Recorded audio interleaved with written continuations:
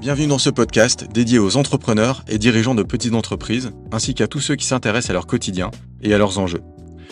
Pourquoi parler des petites entreprises ? Déjà, parce qu'elles représentent 95% des entreprises en France. Ensuite, parce qu'elles font face à des défis spécifiques. Du fait de leur petite taille, elles ont souvent une structure plus fragile et leurs dirigeants sont absorbés par leur quotidien et leur métier et n'ont pas forcément de formation en gestion ou en finance. Ici, nos invités partagent des témoignages, des conseils et des outils concrets pour vous permettre de gagner du temps dans votre apprentissage ou d'éviter certaines erreurs qu'ils ont eux-mêmes commises. Installez-vous, c'est parti. Marie, déjà, merci beaucoup d'avoir accepté notre invitation et d'être présente pour ce podcast. Donc, comme je te l'ai expliqué il y a quelques minutes, l'idée de ce podcast, c'est de démocratiser un peu la gestion des entreprises en essayant un peu de montrer les indicateurs qui sont suivis par les créateurs ou les gérants d'entreprise. Et ça s'adresse notamment à ceux qui veulent soit créer une entreprise, soit qui en gèrent une, mais qui ont besoin de conseils, c'est-à-dire à peu près tout le monde. Voilà, potentiellement. Donc, écoute, on est ensemble pour un petit peu plus d'une demi-heure. Et si tu es d'accord, je vais te proposer de te présenter. Et puis ensuite, je vais t'interroger un peu sur ta vie de dirigeante et ton expérience. Ok, bonjour Sylvain, merci beaucoup de me recevoir. C'est un plaisir d'échanger avec toi et de partager tout ça. Donc moi, je m'appelle Marie, j'ai 30 ans et ça fait 10 ans que je travaille au Remix Coworking. J'ai commencé en tant que stagiaire, j'ai gravi les échelons sur ces 10 dernières années. Et depuis 2 ans, je suis directrice des opérations et associée de la société. Et alors, est-ce que tu peux nous en dire un peu plus sur le Remix ? Donc, c'est un coworking, hein ? Oui, tout à fait. En fait, Remix, c'est un coworking communautaire. Ouais. Nous, ça a été fondé par Hanan Chapelle El Jamali et Anthony Gutmann. Et en fait, ça a été fondé en 2013. Donc, on était vraiment les premiers sur le marché à Paris. Et le constat qu'ils ont fait, c'était que les entrepreneurs indépendants étaient tout seuls chez eux et ils ne pouvaient pas s'entraider, partager. Donc, ils ont monté des espaces de coworking pour pallier à ça et créer une communauté d'entrepreneurs et de créatifs. Et donc, l'idée du Remix, c'est en fait de créer du lien entre toutes ces personnes. Donc, ça passe par l'apprentissage de leur business, savoir quels sont leurs objectifs pour ensuite les présenter les uns avec les autres et aussi nourrir leur savoir, leurs compétences. Donc, on organise beaucoup d'événements aussi. Et leur preuve de concept a bien fonctionné de 2013 à 2014. Et donc, fin 2014, ils ont clôturé une levée de fonds d'1,5 million. D'accord. Alors, excuse-moi, juste, donc preuve de concept, c'est-à-dire qu'ils avaient un premier lieu, c'est ça, où ils ont 2 lieux, où ils ont tenté de mettre en place ce système. C'est ça. Et du coup, les lieux faisaient quelle taille ? Est-ce qu'ils ont démarré vraiment tout petit dans un appart ou est-ce que tout de suite c'était... C'était ça. Ouais. En fait, ils ont fait une étude sociologique du marché, de comment vit un entrepreneur, comment vit un humain, comment il crée du lien. Et ils ont commencé au 57, donc rue de Turbigo, qui était le premier espace, qui était un appartement haussmannien, qu'on a toujours, qui accueillait 25 postes à peu près, donc 25 coworkers. Et une opportunité immobilière s'est créée, donc en 2014, début 2014. Ils ont ouvert le 12 rue des Fontaines du Temple, qui est juste à côté, pareil, 25 postes. Et sur ces 50 membres, ils ont pu tester le concept de cette création de liens, d'indépendants et d'événementiel aussi, de tout ce qu'on pouvait leur apporter. Ok, et donc ça a été validé. En gros, les gens les coworkers étaient objectivement contents et j'imagine restaient. C'est ça, et donc beaucoup de valeur et de demandes aussi. Ah ok, il y avait beaucoup de demandes, d'accord. Ouais. Et du coup, levée de fonds pour s'agrandir. Levée de fonds pour s'agrandir, exactement. On en parlera après, mais le coworking fonctionne sur la base d'une économie d'échelle, parce que plus tu ouvres des lieux, plus tu as des charges qui se réduisent et moins d'interlocuteurs finalement. Et donc, du coup, il y avait un troisième lieu qui a ouvert au 24 cours des Petites Écuries dans le 10e. Ouais, je l'ai connu celui-là. Tu l'as connu. Parce qu'accessoirement, je précise juste pour ceux qui nous écoutent, donc nous, Atometrix, on est locataire, coworker en tout cas, au Remix depuis 6 ans, je pense, 6 ou 7 ans. Voilà. Et on fait partie des gens qui sont très contents. Ouais, super, merci Sylvain. Donc celui-ci, il faisait 600 mètres carrés. Ok. Et je me rappelle, de plein pied, c'est ça? De plein pied. C'était magnifique cet endroit. Ouais. Et en fait, la particularité qu'on a aussi, c'est qu'on prend que des lieux qui ont des histoires. D'accord. Pourquoi? Parce que nous, on sélectionne sur des valeurs, les membres, parce qu'il faut savoir qu'un groupe d'humains fonctionne que s'ils partagent quelque chose. Et du coup, nous, on ne pouvait pas être experts du métier de tout le monde. Un développeur, on ne peut pas savoir si c'est un bon développeur, puisque nous-mêmes, on ne l'est pas. Par contre, les valeurs humaines, ça, on peut les garantir. Et donc, il y en a 4 qui sont principales au Remix. C'est la bienveillance, le décloisonnement, l'authenticité et l'engagement. Et en fait, l'authenticité, ça passe aussi par nos lieux. Et les lieux, c'est Anan et Anthony qui les conçoivent avec des architectes. Et ensuite, nous, l'équipe, derrière, on vient apporter l'âme dans ce lieu parce qu'on gère les chantiers, la déco, tout ce qu'il faut pour que les coworkers se sentent comme chez eux. Ouais. Ok. Et donc, si on reprend un peu l'historique, donc 24 cours des petites écuries. Et donc là, on n'est pas dans ce lieu-là, parce qu'on est dans des lieux Remix, mais on est dans le 8e, rue de Bucarest. Donc ça, c'est arrivé avec la même levée de fonds ou c'est encore après? Ouais. Avec cette même levée de fonds, on avait prévu d'ouvrir un lieu qui était rue Saint-Charles, 45 rue Saint-Charles. On a ouvert celui-ci. Et un dernier qui s'appelle Provins, dans la ville de Provins, qui était encore un concept un peu différent. C'était coworking et c'était vraiment du co-living finalement. Il y avait hôtel, bar, resto, coworking. Et l'idée, c'est toujours de travailler autour de l'humain par des lieux de vie où il passe. Un humain passe beaucoup de temps au travail, à manger, à dormir. Et donc voilà, tout ça, c'était des études sociales et des expérimentations, puisqu'on expérimente beaucoup au Remix. Là, on est dans le studio de podcast. Donc ce lieu-là, le 16 rue de Bucarest, on l'a ouvert en 2016, avec une volonté dans chaque lieu d'ouvrir toujours un espace expérientiel. En 2016, les podcasts n'étaient pas encore la tendance. Aussi développé que maintenant. Mais on le sentait. Et donc du coup, c'est pour ça qu'on s'est dit, OK, dans ce lieu, on va mettre une salle de cinéma et une salle de podcast. Ce qui avait pour nous un intérêt d'amener des cibles qui ne sont pas que à bosser derrière leur ordi. Ouais, je comprends. OK. Et c'est vrai que ça correspond assez bien, parce qu'ils sont venus là pour cette raison-là, j'imagine, mais il y a beaucoup de personnes qui, justement, animent des podcasts, qui sont locataires du Remix. Tout à fait. OK. Et alors, donc, du coup, aujourd'hui, donc là, on a parlé de 4 ou 5 lieux. Aujourd'hui, le Remix, c'est 2 lieux principaux, c'est ça? 3 lieux. 3 lieux, oui. OK. Donc, il y a le 8e, il y a rue de Turbigo, le premier, et il y en a un autre qui... 12 rue des Fontaines du Temple. 12 rue des Fontaines du Temple, qui est toujours là. OK, très clair. Comment est-ce que tu t'es retrouvé? Alors, tu nous as un peu expliqué au final, donc je vais même répondre moi-même à ma question. J'allais te demander comment est-ce que tu t'es retrouvé finalement dirigeante du Remix, mais tu l'as expliqué. En fait, c'est ta première expérience, tu es rentré ici, ou en tout cas une de tes premières expériences. Tu es rentré ici, et puis en fait, tu as fait ton petit bonhomme de chemin dans le même univers, quoi. Ouais, exactement. Okay. Merci beaucoup. Alors, on va passer à une partie un peu différente, et qui est vraiment le cœur de ce podcast. L'idée, c'est de parler un petit peu avec toi, non pas d'analyse économique, mais un peu de gestion. Tu vois, de comprendre comment tu t'y prends, ce qui est difficile, quels sont les outils sur lesquels tu te reposes, etc. Donc, pour commencer cette partie, ce que je te propose, c'est déjà de nous expliquer. Alors, c'est un peu notre côté, pas pessimiste, mais on va dire, voilà, souvent on voit des difficultés quand on est entrepreneur, et il y en a beaucoup qui doivent être dans ce cas. Donc, qu'est-ce qui, pour toi, est difficile dans la gestion en fait, du Remix aujourd'hui? Qu'est-ce qui te demande un effort particulier ou que tu trouves compliqué? Dans la gestion du Remix, moi je trouve que c'est un mindset d'être entrepreneur. C'est que tu vas faire ton métier, mais tu vas aussi faire autre chose. Et donc, dans ma gestion du Remix, ce que je trouve compliqué, c'est toujours devoir anticiper le marché, finalement. Okay. D'avoir des datas fiables pour te dire, OK, j'anticipe qu'il va se passer ça, si, et du coup, pouvoir piloter ta boîte dans le bon sens. Et quand tu dis anticiper le marché, c'est quoi? C'est des grandes évolutions, comme par exemple le fait qu'il y ait beaucoup plus de télétravail et moins de gens à Paris, ou c'est plutôt à court terme, à savoir il y a un petit problème de pouvoir d'achat et donc les gens vont quitter potentiellement leur poste pour soulager un peu leur budget. Enfin, c'est ce type de choix ou d'évolution? Oui, et c'est surtout que nous, on est vraiment très impactés par les tendances sociales et économiques. OK.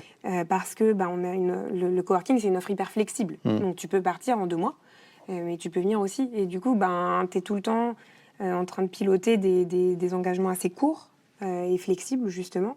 Et donc, c'est tout ça, c'est tout ce qui va se passer dans le monde. Tu vois, il y a la guerre en Ukraine, moins de visites. Une grève, on ne sait pas de ce qui va se passer demain, des élections. Et tout ça, c'est toujours... Ça se traduit concrètement pour votre activité, en fait. Concrètement pour notre activité, qui est d'avoir des indépendants. Et pour qui ils peuvent aussi bosser de chez eux, finalement. Ouais. Donc, oui, c'est vrai. C'est facile de se replier et de te dire, OK, en fait, pendant 3 mois, là, je reste chez moi parce que je ne sais pas de quoi demain est fait. Ok, très clair. Effectivement, ça ne doit pas être facile. Et alors, du coup, quelles sont, donc tu nous en as un peu parlé, mais les particularités de ton secteur d'activité, je te redonne celles que j'ai comprises. Oui, dis-moi. Donc, c'est très flexible comme mode de location. Donc, j'imagine très soumis à l'aléa, aux variations du marché. Donc, ça, tu nous l'as expliqué. Qu'est-ce qu'il y a d'autre comme grande caractéristique? Donc, tu as des engagements qui sont des engagements plutôt long terme, j'imagine, en termes de loyer, puisque vous êtes intermédiaire au final. Tout à fait. Vous êtes locataire et vous vendez une prestation de service, je crois. Ouais. Donc ça aussi, c'est une particularité. Oui. Est-ce qu'il y en a d'autres que tu voudrais mettre en avant ou qu'il faut bien comprendre pour comprendre ton métier, en fait? En fait, nous, on absorbe toutes les charges, les grosses charges, donc loyer, Internet, ménage, etc., pour les membres qui viennent et qui payent, eux, un abonnement, mais ils n'ont pas à s'occuper de ça. Et c'est des charges qui sont quand même assez lourdes. Le loyer est la plus grosse charge qu'on ait. Donc, cette flexibilité, là où nous, on n'en a pas, puisque nous, on a signé un bail 369 avec beaucoup d'engagement et de responsabilité. Le coworker, lui, on signe avec un préavis de 2 mois. Ouais. Donc, c'est complètement, vraiment très différent. Après, il y a la communauté et le réseautage. Il faut l'entretenir, il faut savoir comment faire, comprendre ce qu'on fait, comprendre la société aujourd'hui. Il y a l'économie d'échelle aussi. C'est que nous, tout était basé sur le fait qu'on grossisse pour pouvoir absorber nos charges, exactement. Et les tendances économiques et sociales. Okay. Alors, je reviens juste sur le réseautage, parce que autant on a un peu touché les autres points. Réseautage, ça, c'est la partie... ce qu'on appelle satisfaction client. En gros, le fait que les gens qui sont là soient contents, restent parce qu'ils y trouvent quelque chose. Et c'est aussi, j'imagine, la partie vente, attirer des nouveaux profils. Oui. Donc ça, tu as une démarche active, j'imagine, pour aller chercher sans cesse des nouveaux réseaux, des nouveaux potentiels coworkers, etc. Comment tu t'y prends, en fait? Nous, on fait beaucoup de partenariats assez exigeants, dans le sens où on veut des gens qui soient engagés avec nos valeurs et qui aient aussi une exigence de réussite. Par exemple, on fait des partenariats avec des réseaux d'entrepreneurs qui agissent vraiment, c'est-à-dire qu'ils ne vont pas nous promettre de faire un événement puis plus rien après. On fait un vrai planning événementiel. Qu'est-ce que ça peut apporter à nos membres et qu'est-ce que ça leur apporte à eux aussi de faire ce partenariat avec nous. Donc on a ça, on a accueilli l'incubateur HEC pendant longtemps. Donc en fait, tu as l'incubateur HEC qui est là et nos membres peuvent participer soit en étant jury, soit au cours, à plein de choses, d'éléments d'échange vraiment tout le temps. Après, on fonctionne beaucoup de bouche à oreille. On a une bonne notoriété, donc on fonctionne comme ça. Et sinon, après, notre cible nous trouve vraiment parce qu'ils cherchent la communauté et justement se rencontrer des gens et avoir des événements de bonne qualité, parce qu'on est dans la capitale, il y en a beaucoup. Oui, mais c'est vrai que ce qui vous différencie, nous, notre expérience, c'est que c'est un coworking très humain, mais ça fait partie de vos valeurs. Voilà, t'es pas là juste pour les locaux, mais tu es là justement pour tous les points d'échange et de contact qu'il y a avec les autres coworkers. Et aussi parce que, en fait, comme tu le disais au départ, c'est fait pour les indépendants. Donc les profils des gens sont très différents. C'est pas que des startups qui ont levé des fonds, qui sont complètement le nez dans le guidon, mais en fait, il y a je pense, un peu une économie au sein du Remix. Ça serait d'ailleurs, je sais pas si c'est quelque chose que vous regardez, mais je pense que le chiffre d'affaires qui est fait entre les différentes personnes qui sont Remix est assez important. Voilà, c'est vrai que moi, c'est comme ça que je le différencie des autres offres que j'ai pu voir, quoi. Oui. Ok, écoute, très clair, merci beaucoup. Alors, du coup, maintenant, donc on a parlé un peu des particularités de l'activité. Qu'est-ce que tu pilotes, en fait? Qu'est-ce que tu utilises comme indicateur pour savoir si ça va pas? Alors, je te dis ce qui me passe par la tête, voilà, mais t'hésites pas à me dire si je me trompe. Mais comme il y a beaucoup de flexibilité, j'imagine que tu dois avoir une sorte de taux de remplissage. Évidemment, tu dois regarder un peu ton revenu journalier ou mensuel. Je sais pas, qu'est-ce que tu as d'autre comme... est-ce que déjà tu regardes ces indicateurs? Oui, bien sûr. Nous, ce qu'il faut savoir, c'est qu'on fait que des abonnements mensuels. Ouais. On n'a pas de poste à la journée. Ok. Donc, ça, c'est le premier point. Donc mensuel, pas journalier Mensuel, déjà. pas journalier. Même si je regarde tous les jours, quand Ouais, même. oui, Mais c'est mensuel. Après, Ok. nous, ce qu'on regarde, c'est effectivement le taux de remplissage, le taux de turnover de nos membres, l'engagement de nos membres. Malgré le fait qu'il y ait 2 mois de préavis, on a des membres fidèles, puisque la création de lien ne se fait pas du jour au lendemain. Donc attends, ce que tu appelles engagement, c'est certains prennent une durée d'abonnement, enfin d'engagement qui est supérieure à 1 mois, quoi. Alors oui, Ouais. mais pas que. Il y en Ok. a qui prennent jamais d'engagement, mais qui sont là depuis très longtemps. D'accord, ok. La satisfaction client, ça passe aussi par le côté événementiel. Donc, comment on arrive à fédérer nos membres? Est-ce qu'ils viennent aux événements? Ça, c'est un indicateur assez Ah ouais, donc important. vous comptez en fait les gens qui participent aux événements. Ok. On a un suivi. Ce qu'il faut savoir aussi, ce qui est important, c'est que nous, on alloue 2 ressources humaines. On pourrait ne pas le faire, mais pour que la communauté fonctionne, on a besoin de 2 personnes qui animent 200 membres. Et donc, du coup, ces 2 personnes-là, c'est aussi une charge qu'on a choisi de garder pour notre concept. Et donc, ces 2 personnes-là connaissent nos membres et sont à l'écoute au quotidien de nos membres. Donc, je dirais qu'il y a effectivement taux de remplissage, turnover, il y a le taux de croissance des leads. Ouais. OK. Et l'évolution des leads. Ok. Et puis... Donc ça, c'est les... Pardon, si je te coupe, Oui. mais c'est les prospects qui potentiellement se renseignent pour faire partie du... Enfin, ou qui passent des entretiens parce qu'on passe un entretien quand on arrive au Remix. Ok. Le taux de je me renseigne et le taux de je passe le cap de venir faire une visite au Remix. D'accord. Voilà. Et après, on échange beaucoup avec les brokers. Alors, pour les brokers, peut-être que j'explique. Je pense que c'est pas mal, ouais. Les brokers, c'est des personnes qui ont pour objectif et mission de prendre toutes les demandes entrantes des gens qui cherchent des bureaux, soit tout seuls, soit en équipe, et qui ensuite vont les accompagner dans leur recherche et les redispatcher. Et donc, nous, tous les brokers ne nous conviennent pas, puisqu'on ne prend pas de grosses équipes. En revanche, il y en a 4 ou 5 avec qui on travaille en étroite collaboration et eux sont des bons indicateurs aussi du marché. Ok, oui, parce que ça correspond à votre positionnement, donc ils peuvent vous faire aussi remonter des infos sur est-ce qu'ils ont plus ou moins de demandes par rapport à une autre période. Ok. Ok, super, merci beaucoup.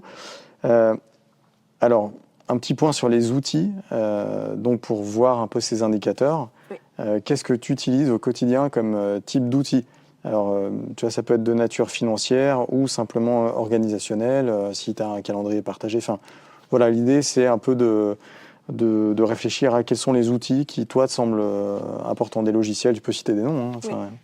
Ok, alors Excel, principalement. D'accord. Et ça, c'est pour quoi, la partie finance ou tout? Pour la partie finance, principalement. On a tableau de trésor, tous nos calculs de taux de participation, de veille, de taux de turnover, etc. C'est globalement Excel. D'accord. Sur un drive partagé avec l'équipe. Évidemment, agenda partagé. On a un CRM qui s'appelle Pipedrive.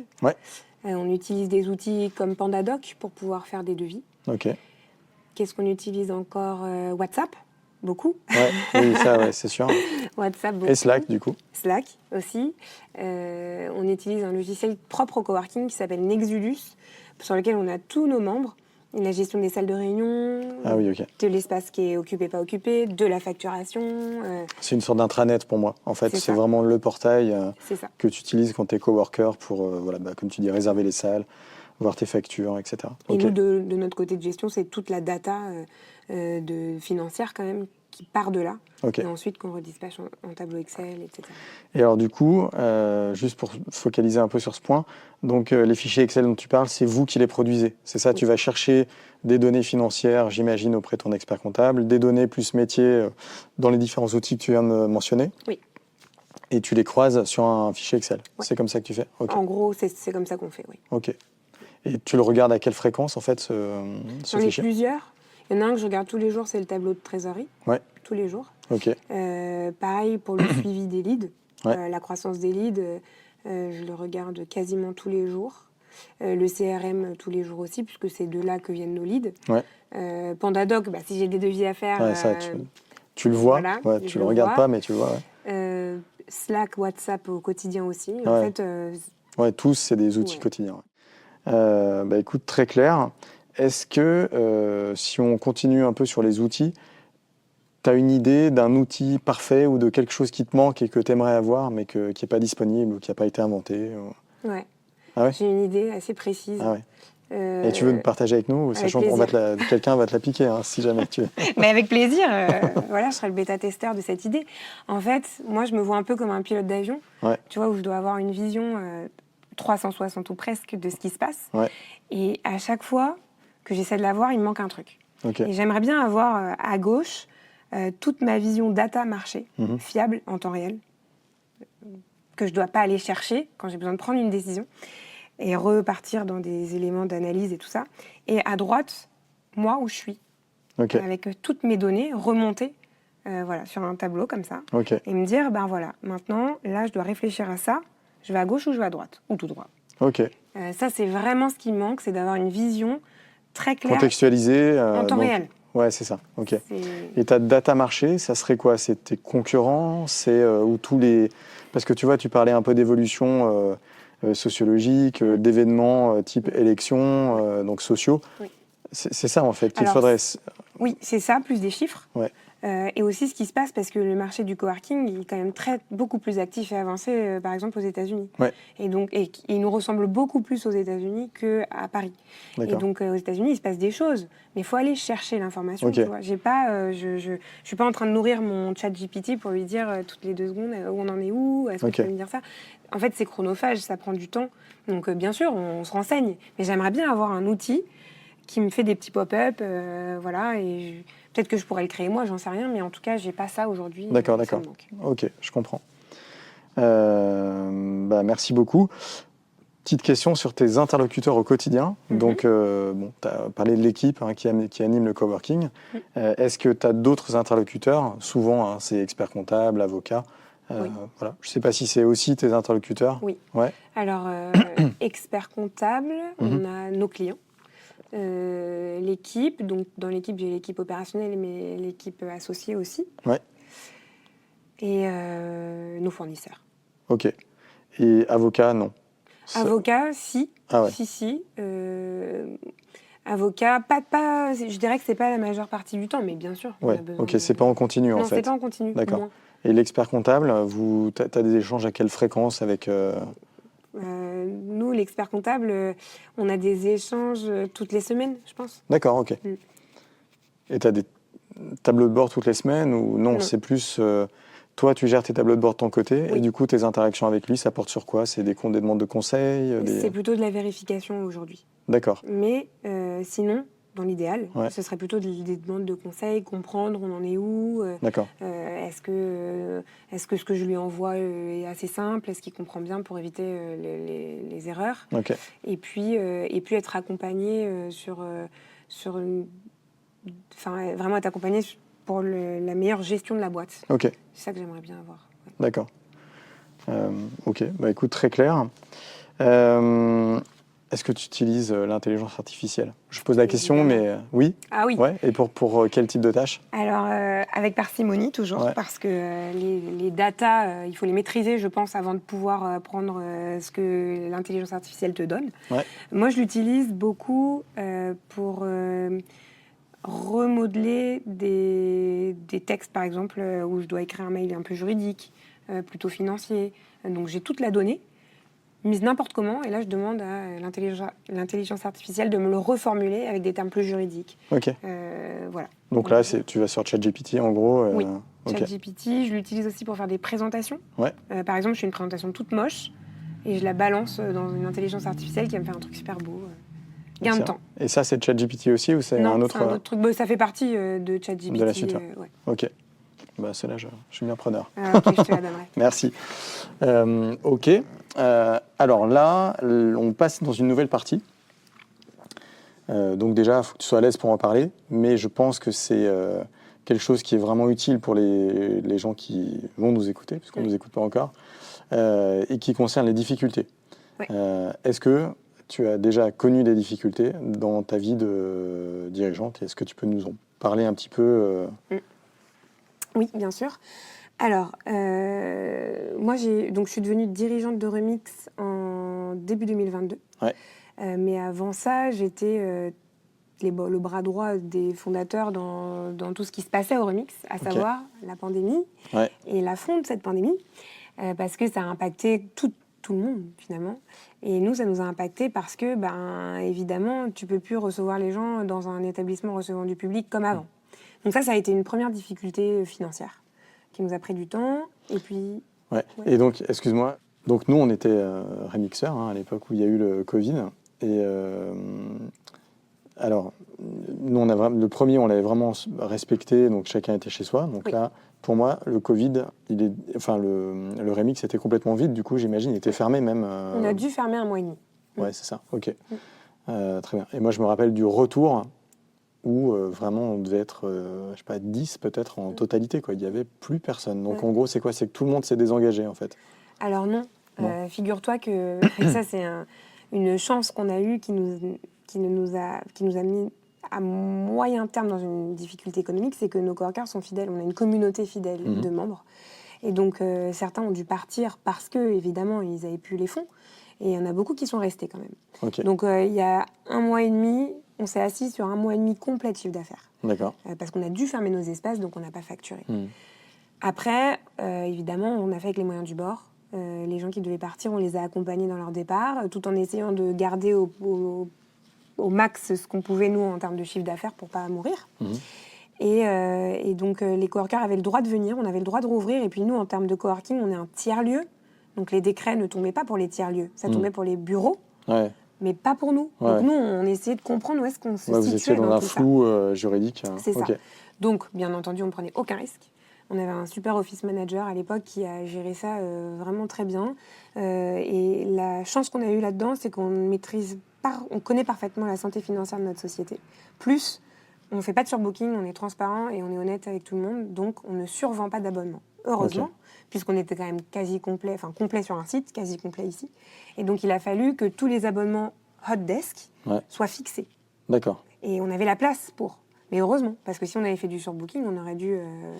Alors attends, quand tu dis tous les abonnements hot desk soient fixés, c'est tout ce qui était pas justement poste fixe. Il a fallu que vous les transformiez en poste fixe pour des questions réglementaires, c'est ça que tu dis? Exactement, avec 2 mètres qui les séparaient, etc. Ah oui, effectivement, pour les normes de sécurité. Voilà, pour les normes de sécurité. Donc ça a été vraiment un point fort chez nous, c'est qu'on n'a pas eu de surprise à se dire, ok, mince, on va faire quoi? Ça, c'était très facile à mettre en place. Donc on a pu maintenir l'accueil de nos membres en respectant cette procédure. C'était une personne fixe, toujours à la même place, avec un petit chevalet, et 2 mètres après, tu avais une autre personne. Et tout ça. Tu vois, c'est marrant, c'est un moment que j'ai presque oublié, mais ok. Du gel hydroalcoolique partout. J'ai complètement ça oublié nous a sauvés d'avoir cette gestion rigoureuse. Je pense, parce que du coup, on a pu continuer d'accueillir tous nos membres et ça n'a pas été trop changeant. Ok. Et tu avais évoqué une autre difficulté ou c'était la principale que tu as connue? Alors, dans le Covid, il y a eu un autre élément qui était que nous, on fait de la communauté quand même. Donc, créer du lien pendant une période Covid, c'est compliqué. Donc, on s'est beaucoup réinventé. Merci Zoom, parce que du coup, on a fait beaucoup d'événements en ligne. Et après, le Covid, nous, on a vécu une période compliquée. C'était une période de conciliation pour le Remix. Et donc, moi, je remercie Anan et Anthony de me l'avoir fait vivre ça, parce que c'était pas une partie de plaisir. On a sorti des investisseurs, donc on leur a rendu des espaces. Et à ce moment-là, difficulté financière, nouveau challenge plutôt, c'est de prouver aux juges que on peut s'en sortir sans eux. Et donc, c'est refaire un nouveau business plan, puisque le business model ne change pas. Mais il faut refaire un nouveau business plan sans ces personnes. Donc, sans l'économie d'échelle qui va avec. Tout à fait, sans l'économie d'échelle qui va avec. Et montrer la résilience de l'équipe, qu'on sait qu'on peut le faire, qu'on va le faire, qu'on va réussir. Et ça a été un sacré boulot, un sacré challenge. Mais bon, voilà quoi, ça a été une épreuve qui nous a permis de beaucoup travailler avec les banquiers. Donc, relations experts comptables et banquiers. Ça fait partie des interlocuteurs qu'on avait oubliés. Voilà. Donc, on avait les banquiers des affaires spéciales. Et moi, j'arrivais dirigeante à ce moment-là. Donc, j'étais là, c'est autodidacte complet, mais passionnant. Passionnant parce que du coup, tu te rends compte de la personnalité des uns des autres. Et le banquier, il a été assez pédagogue avec nous pour nous expliquer ce qu'il fallait faire. On a une super conciliatrice qui nous a aidés. Et financièrement, ça a été un sacré challenge, mais on maintient. Ok. Mais vous êtes toujours là et avec votre particularité Ces difficultés, donc, les questions qu'on pose souvent, c'est comment tu t'en es aperçu. Mais bon, là, le Covid, tu t'en es aperçu, hein, donc c'était pas très compliqué de le rater. Donc voilà, comment est-ce qu'il y a des indicateurs, des choses qui t'ont aidé pendant ces difficultés? Ça, pour moi, tu as abordé ce point quand tu as dit, nous, ce qui nous a sauvés, c'est qu'on connaissait parfaitement notre modèle économique et la santé financière de la société. Voilà, j'imagine que c'est là-dessus aussi que vous saviez combien de temps vous alliez pouvoir tenir, le chiffre d'affaires minimum qui vous permettait de survivre et de payer vos charges, c'est ça, en gros, hein. Complètement, et ça nous a conforté dans notre concept de voir la fidélité de nos membres et le soutien qu'on a eu. Ok. Excellent. Alors, là, on arrive vraiment sur la fin.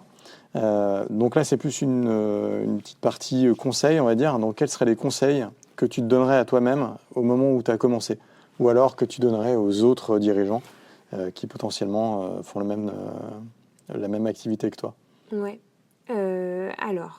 Alors moi déjà, j'ai baigné dans l'entrepreneuriat, ça fait 10 ans que je baigne dedans, puisque mes clients sont entrepreneurs et qu'en plus on m'a extirpé de mon poste de stagiaire et on m'a emmené vers le haut. Et en fait, moi ce dont je me suis aperçue, c'est qu'il fallait une hygiène de vie irréprochable en fait déjà. C'est que tu as besoin d'avoir ton cerveau qui est tout le temps en train de comprendre ce qui se passe. Donc ça, c'est le premier conseil que je donnerais, c'est ne pas s'oublier, avoir une vraie hygiène de vie, savoir s'entourer de personnes fiables et un doute, pas de doute, quoi, en fait. Vraiment. C'est important parce que moi, je suis quelqu'un de très empathe et je vais souvent penser à l'autre avant de penser à moi. Mais en vrai, c'est pas. Il y a de l'humain, évidemment. Mais il faut d'abord garder sa vision et se dire, OK, je veux aller là-bas. Est-ce que cette personne est capable de m'amener là-bas? Est-ce qu'on peut y aller ensemble ou pas? Et si on peut pas, c'est pas grave. Mais il faut arrêter. OK. Donc, pas confondre, quand tu es empathique, pas confondre cet aspect-là avec le professionnel où, quand tu as un but, il faut y aller. OK. Garder sa vision. En fait, c'est ça, un peu le secret, je pense, c'est garder sa vision. Bien entendu, tu as des parties extérieures qui vont toujours te faire dévier un peu. Garder sa vision, avoir des bons KPI. Ça, c'est important, je pense, des bons indicateurs. Et ne pas les perdre. Parce que tu as tendance à te dire, OK, moi, je vais aller voir un peu à côté, c'est plus facile, en fait. Mais non. Oui, ou quand ça commence à être moins bien, changer en prenant un qui est plus favorable. Tout à fait, et qui est plus positif, finalement. C'est ça, donc, ça... quoi d'autre? Quel conseil je pourrais donner? Pas s'oublier, en fait, en tant que chef d'entreprise, avoir ta vision, tes ambitions et tes priorités dans la vie. Et je crois que c'est ça qui est le plus... Si tu as ça, tu es aligné avec toi-même, il n'y a pas de raison que tu fonces pas et que tu réussisses, quoi. Là-dessus, je partage complètement. Donc, les trois points clés pour éviter les grosses erreurs. Donc, c'est un peu la même chose, mais sur le côté négatif. Si tu n'as pas de nouveaux points à nous donner, on va satisfaire des conseils. Hein. Moi, vraiment, le point le plus important quand tu es entrepreneur, c'est t'entourer. Donc, pas mal s'entourer. Ça serait pas mal s'entourer, la résilience. Et se cultiver souvent aussi. En fait, il faut juste s'ouvrir un peu. Ça, c'est important, je crois, pour réussir. Et des indicateurs financiers, je ne sais pas ce que tu en penses, toi, d'ailleurs, là-dessus. Est-ce que tu dois donner des indicateurs financiers? Pas trop, un peu, quand tu as une discussion avec d'autres gens? Pas vraiment d'opinion finie là-dessus. Tout dépend de qui. Moi, j'ai pas de problème, en fait, à parler de ce genre de choses-là avec d'autres dirigeants.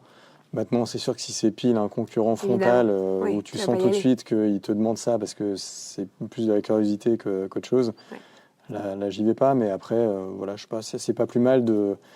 En fait, il y a un type de langage qui arrive souvent quand tu es dans le même secteur et que tu ne te connais pas trop.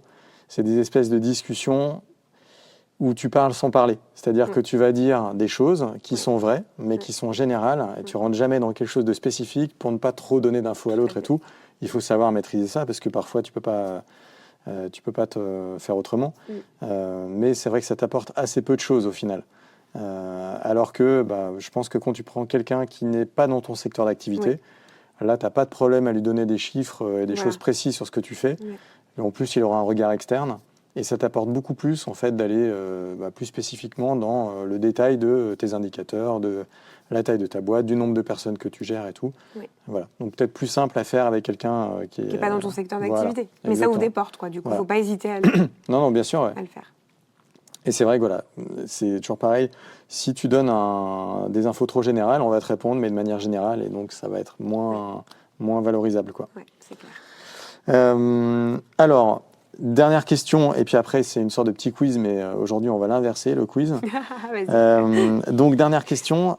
Il se trouve qu'on a accès à des experts en économie, parce que nous, notre métier, c'est un peu ça, en fait. Enfin, pas l'expertise, mais en tout cas, on est spécialisé en analyse économique. Donc, si tu avais 3 questions à poser, 3 ou 2 ou une, hein, d'ailleurs, tu n'es pas obligé d'aller jusqu'à 3, sur des concepts que tu maîtrises mal ou tu voudrais qu'on t'explique le fonctionnement, je sais pas, d'un indicateur, d'un principe économique. Quelles seraient ces questions? Alors moi, ce qui m'intéresserait, c'est d'avoir... en fait, j'ai pensé ce matin dans le métro. Ouais. Avant ça, j'ai réfléchi à cette question, mais ce matin dans le métro, je me suis dit, mais s'il n'y avait pas eu le Covid, ce serait quoi le marché du travail aujourd'hui? Enfin, le monde du travail. Ouais. Comment les gens le consommeraient? Tout ce télétravail, etc. Est-ce que ça existerait? Et ce qui m'intéresserait, c'est de comprendre toutes les analyses que va faire la personne pour voir quel chemin il prend, pour se dire, OK, s'il n'y avait pas eu le Covid, ce serait quoi aujourd'hui? Okay. Et ça marcherait comment, Okay. en fait? Tu vois, ça m'intéresse. Intéressant, parce que c'est vrai, quand tu regardes... Et alors, je ne suis pas le spécialiste qui pourrait répondre à ça, on va chercher. Mais mon point de vue, qui ressemble plus au point de vue du PMU du coin, c'est que ça a vraiment été un accélérateur, parce qu'il y avait un peu de visio, mais beaucoup moins. Complètement. Un peu de télétravail, mais beaucoup moins. Ouais. Donc c'était peut-être une tendance qui était amorcée, et c'est vrai que ça a accéléré et la technologie qui va avec, parce qu'avant les visios, c'était impossible de se connecter, ça marchait jamais, puis les gens ne voulaient pas. Ouais. Et là, tu vois que ça s'est diffusé super vite. Donc ça aurait peut-être été un peu comme ça, mais moins répandu, quoi. On aurait continué à prendre notre temps, en fait. Ouais. Complètement. Et du coup, ça, c'est une première question que j'aimerais poser. Mais c'est vrai que c'est une bonne question. Deuxième question, je me disais, quelle stratégie pourraient adopter les entreprises pour améliorer leur modèle économique et attirer une clientèle diversifiée? Sur une entreprise actuelle, quelle stratégie elle pourrait adopter? Avoir un conseil là-dessus. Ok. Peut-être un conseil d'abord que je pourrais appliquer. Sinon, c'est un conseil qui nécessite un accompagnement. Pourquoi pas? Ok, effectivement. Ça, c'est plus, à mon avis, c'est presque du conseil en strat, en fait, ce que tu demandes. Mais ok. Mais avec une analyse, une vraie analyse d'économie, tu vois, qui serait pas juste la strat à se dire, ok, le futur va être comme ça, mais avec des données, de la data, de la vraie data, quoi. Tangible. Ok. Et voilà. Tu avais une troisième question ou... Après, est-ce que j'avais une troisième question? Non, pas tant que ça. Non. Ok. Très bien. Donc la dernière partie, et en fait, alors normalement c'est un quiz où je pose des questions. Est-ce que je peux te les poser, Sylvain? Allez, vas-y. Alors, peux-tu me dire quel est le chiffre d'affaires médian des espaces de coworking à Paris? Alors, je vais un peu tricher, parce qu'on a parlé juste avant. Je précise, c'est que donc coworking, c'est pas un code APE, tu sais, en analyse économique. Les données qui sont communiquées par l'INSEE notamment, et puis plus globalement, en gros, l'État français, c'est souvent des codes APE. Et un code APE, ça peut regrouper des professions diverses. D'ailleurs, il y a des codes APE qui sont un peu fourre-tout, tu vois, où tu vas retrouver des activités qui n'ont rien à voir les unes avec les autres ou qui sont peu proches. Et c'est le cas, en fait, des coworking. Donc, ce que je peux te dire, c'est qu'en regardant dans la base de données, le chiffre d'affaires médian à Paris, c'est aux alentours de 530 000 €. Mais là, c'est location de biens immobiliers. Je ne sais plus, mais c'est une appellation qui est très large. Donc, il y a, à mon avis, pas beaucoup de coworking. Donc, quelle est la bonne réponse Alors, moi, je pense que quand tu as peut-être cette structure-là, mais il y a deux univers à regarder dans le coworking. Tu as, comme nous, une boîte à taille humaine, et tu as les gros groupes. WeWork, Wojo, Regus, Morning, tout ça. Je pense qu'on ne peut pas trop se comparer parce qu'ils ont beaucoup d'espace. Et ils ont des groupes derrière eux. Nous, on est indépendants et à taille humaine. Et donc, je pense que sur notre structure, c'est entre 1 et 2 millions. Ok. 1 et 2 millions. Et je pense que ça fait partie des questions suivantes. Mais en termes de marge, j'imagine que c'est là que se matérialisent les effets d'échelle. Oui, c'est ça. Que les très gros, ils ont forcément une marge supérieure parce qu'ils payent relativement au chiffre d'affaires beaucoup moins de fourniture. Oui, et puis ils négocient des contrats avec plein de lieux, donc ça diminue. Plus de services. Et du coup, la marge nette, en fait, c'est quoi 10 à 20%. 10 à 20%. Ok, très bien. Parfait. Est-ce que tu avais d'autres infos financières à me faire trouver? Est-ce que tu peux me dire le nombre de ventes de fonds de commerce? En termes de coworking? Oui, en termes de coworking. Et alors, on vend vraiment des fonds de commerce ou on vend une entreprise, des parts de société? Fonds de commerce. Fonds de commerce. Ouais. Ok, des ventes de fonds de commerce de coworking. Écoute, j'aimerais bien te dire oui, parce que c'est un peu la honte, mais non, j'en ai vraiment aucune idée. Bon, le marché est nouveau, tu peux Ouais. pas, c'est compliqué Ouais. d'avoir un retour. Là, le marché est trop, à mon avis, récent. C'est pas comme les restos, les bars, des trucs comme ça. Oui, non, c'est sûr. T'en as pas déjà beaucoup et ouais, c'est différent. Est-ce que j'ai une autre question? Alors, je vais regarder quand même, parce qu'on va pouvoir regarder en creusant un peu dans la base. Ouais. Voilà. Mais encore une fois, c'est inclus dans un code APE qui est un peu plus large. C'est ça. Donc, il faut faire une petite recherche textuelle, mais j'essaierai de te répondre. Ok, merci Sylvain. Et dernière question, quel est le poids des charges de personnel par rapport au chiffre d'affaires? Alors j'ai pas non plus la réponse à cette question parce que je l'ai globalement sur ce code d'activité et c'est perturbé par toutes les sociétés de location qui ont en fait pas de personnel. Oui. Donc on n'est pas loin de zéro. Je pense que dans les faits, ça doit plutôt être, je sais pas, je dirais 40%, c'est ça? Ouais, à peu près. 40%? Ouais, c'est Ok. ça. Et le reste, du coup, c'est des loyers, l'énergie, Ouais. fourniture. Oui. Et tu dois avoir aussi l'amortissement peut-être des travaux qui sont faits de manière régulière pour maintenir le lieu, c'est ça? Tout à fait, Ok. exactement. C'est ça. Bon, parfait.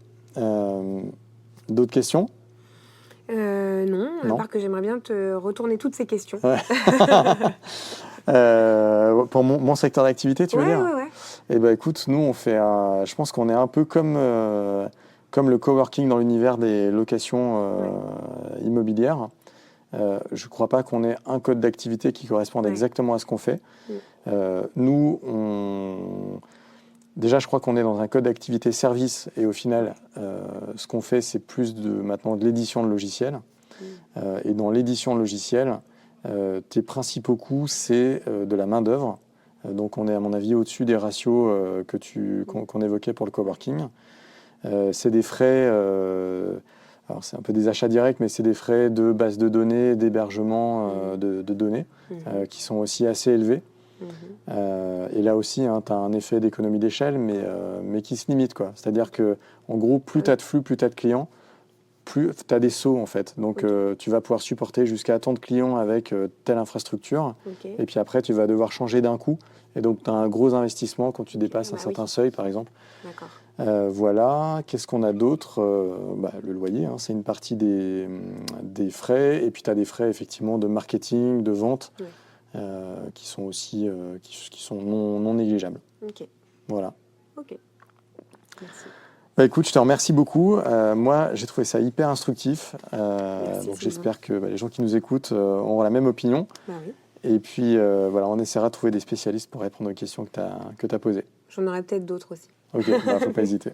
Merci beaucoup. Merci à toi.